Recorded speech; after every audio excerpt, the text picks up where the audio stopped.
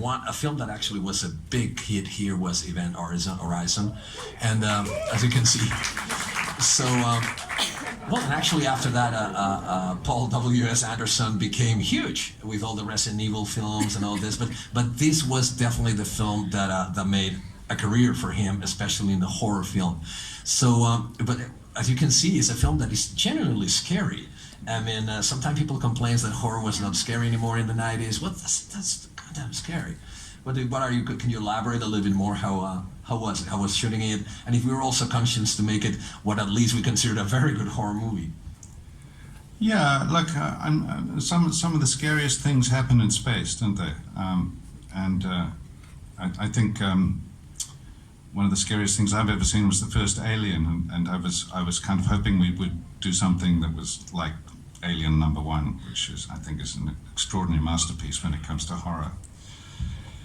The film that you see, my understanding is, when I saw it, I thought, I don't think this is quite the film we made, and I think Paul had, it was either the studio or the producers. There was quite a lot of interference when it came to it was quite a long film. I think they cut it down, and I remember shooting scenes for that film that don't exist.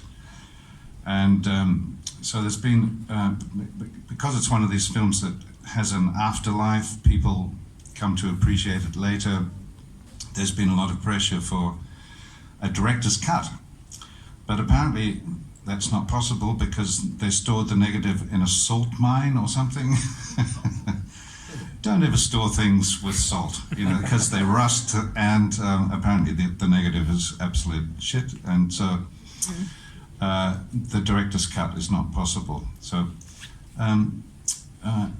it might have been a better film, but I think it's a film that works pretty well, and in the end, this happens to me sometimes in films. I turn into a monster, and a very unappealing monster he was too. And it was something like, I would have to get up at 1 a.m. I would get to Pinewood at 2, and I would be completed. I was kind of naked, and I had all this stuff and blood and things on me, and I would be ready by 10 a.m. It was 8 hours in makeup, most of it standing up.